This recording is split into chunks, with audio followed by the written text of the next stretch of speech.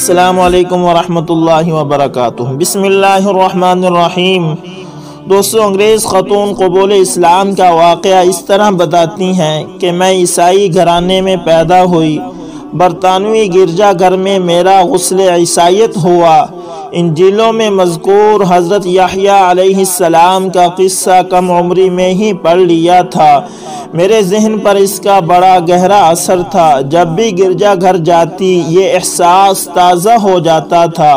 میں دیو ہیکل شمع دان دیکھتی، اس میں روشن شمعیں، اس سے پھوٹنے والی خوشبو، پادریوں کی زرق برق روایتی پوشاک اور عبادت کے عجیب و غریب نغمے بہت بھلے لگتے تھے۔ میرا خیال ہے کہ میں زندگی کے اس دور میں پرجوش عیسائی تھی۔ پھر جوں جوں دینی مطالعہ بڑھا، انجیل اور عیسائیت کی کتابوں سے دلچسپی میں اضافہ ہوا، ویسے ویسے مطالعہ اور مشاہدے کے بارے میں تفکیر کے مواقع پھیلتے چلے گئے۔ ایسی بہت ساری چیزیں میرے سامنے آئی جو ناقابل فہم تھی۔ رفتہ رفتہ میں لا دین ہو گئی۔ کسی بھی دین پر میرا عقیدہ نہ رہا۔ آگے چل کر میں نے اہم مذاہب کا مطالعہ شروع کر دیا، جن میں بدھ مت بھی ہے۔ اس سلسلے کا آغاز میں نے بدھ مت سے کیا، اس کے مثبت پہلوؤں کا مطالعہ کیا۔ میں اس نتیجے پر پہنچی کہ بدھ مت خیر پسند مذہب ہے، تاہم اس کی کوئی واضح شناخت نہیں۔ ہندو مت کے سینکڑوں دیوتاؤں اور دیویوں کے تصور نے حیران کر دیا۔ یہ دیوتا کا فرضی قصہ ہے۔ پھر میں نے یہودیت کا رخ کیا، اس کا اچھا خاصا حصہ میں پہلے پڑھ چکی تھی۔ اس سے متعلق حاصل مطالعہ یہ ہے کہ یہ دین کے اساسی عناصر سے محروم ہیں۔ میرے ایک دوست نے مجھے مشورہ دیا کہ روحانیت کا مطالعہ کرو، اس کی مجلسوں میں شرکت کرو جہاں انسانوں پر روحوں کا اقتدار ہوتا ہے۔ میں نے یہ کام زیادہ عرصہ نہیں کیا۔ میرا احساس یہ تھا کہ اگر میں اس راستے پر چلتی رہی تو خطرات سے دوچار ہو جاؤں گی۔ جنگ ختم ہوئی تو مجھے لندن کے ایک دفتر میں کام مل گیا۔ دفتری مشغولیات دینی تفکر کی راہ میں رکاوٹ نہ بن سکیں۔ ایک روز مقامی اخبار میں ایک مضمون شائع ہوا۔ اس میں حضرت عیسیٰ علیہ السلام کو الہ یعنی خدا ثابت کیا گیا تھا۔ میں نے جوابی مضمون لکھ کر ثابت کیا کہ خود انجیل بھی حضرت عیسیٰ علیہ السلام کو الہ نہیں مانتی۔ اس جواب کی اشاعت پر بہت سارے قارئین نے مجھ سے رابطے کیے۔ رابطہ کرنے والوں میں ایک مسلمان بھی تھا۔ یہ رابطہ اسلام کے اثر نو مطالعے کا محرک بن گیا۔ رابطہ کرنے والے مسلمان سے سلام دعا ہو گئی۔ ہم دونوں مذہبی امور پر بحث کرتے۔ میں جب بھی بحث کرتی، میرا اندرون مجھے بحث سے باز رکھنے پر آمادہ کرتا۔ میں اس مسلمان کا مقابلہ کرتی، لیکن کب تک کرتی؟ بہرحال میں نے یہ مان ہی لیا کہ ہدایت کا مکمل پیغام ایک عام انسان کے ذریعے ہم تک پہنچا ہے۔ میں عام انسان کا لفظ اس تناظر میں استعمال کر رہی ہوں کہ 20ویں صدی کی ترقی یافتہ دنیا ایسا نظام نہیں لا سکی جیسا معیاری نظام محمد عربی صلی اللہ علیہ وسلم نے بنی نو انسانیت کو 1400 برس پہلے دیا تھا۔ اسلام جدید نظام سے بالا اور برتر ہے، بلکہ جدید ریاستیں مسلسل اسلامی قانون سے استفادہ کر رہی ہیں۔ میں نے کئی مسلمانوں سے ملاقات کی۔ 9 مسلم انگریز لڑکیوں سے بھی ملنا ہوا۔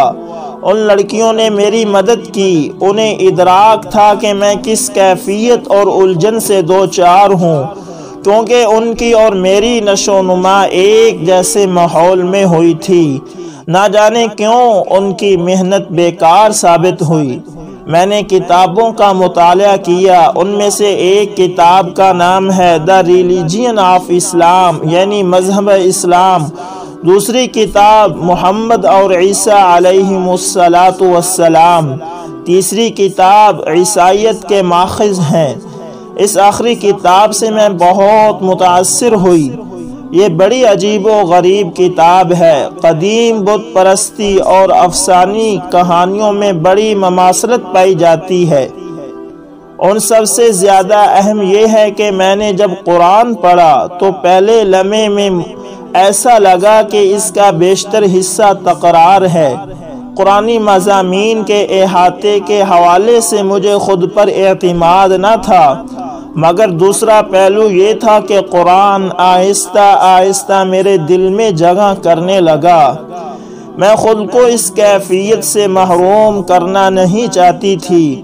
ایک سوال اکثر و بیشتر میری سوچ پر چھایا رہتا تھا کہ آخر انسانوں کے ذریعے جو ناتمام ہوتے ہیں مکمل نہیں ہوتے، انسانیت کو مکمل ہدایت کیوں کر مل سکتی ہے؟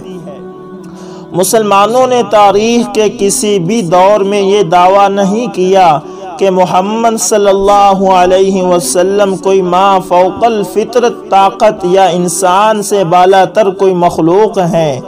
میں نے مطالعہ کیا تو اسلام کا یہ پہلو میرے سامنے آیا کہ پیغمبر کا دامن خطاؤں سے آلودہ نہیں ہوتا، وہ معصوم ہوتے ہیں۔ وہی کوئی نئی بات نہیں، محمد سے قبل یہودیوں کے نبیوں پر بھی وحی نازل ہوا کرتی تھی۔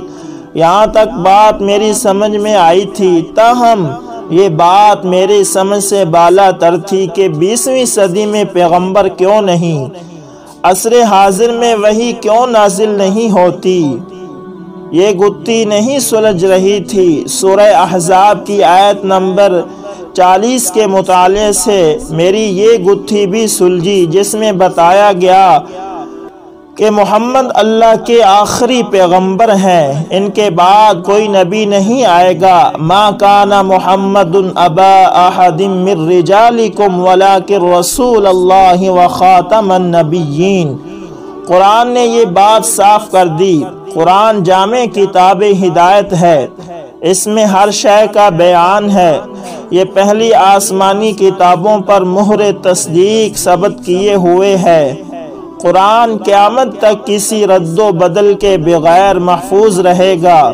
سورۃ الحجر کی آیت نمبر 9 میں ہے کہ ہم ہی نے قرآن کو نازل کیا اور ہم ہی اس کے محافظ ہیں۔ انا نحن نزلنا الذکر وانا لہ لحافظون۔ یہ کتاب محمد پر نازل کی گئی۔ اس عالم میں محمد کے بعد کسی بھی پیغمبر اور نبی کی بعثت کی حاجت نہیں ہے۔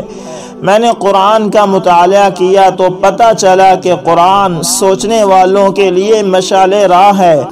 اللہ نے قرآن کو آسمانی کتاب ہونے میں شک و شبہ کرنے والوں کو سورہ بقرہ کی آیت نمبر 23 میں تاریخی چیلنج دیا کہ وہ اس جیسی کوئی ایک صورت پیش کر دے۔ ارشاد الہی ہے جس کا ترجمہ ہے، اور اگر تم اس پر شک کیے ہوئے ہو جو ہم نے اپنے بندے پر نازل کیا ہے تو تم اس جیسی ایک صورت ہی لے آؤ، اور اگر تم سچے ہو تو غیر اللہ میں سے اپنے حامیوں کو بھی بلا لاؤ۔ ایک سوچ میرے ذہن میں یہ آئی کہ اگر قرآن کا بیان کردہ نظام حیات 570 عیسوی میں حضرت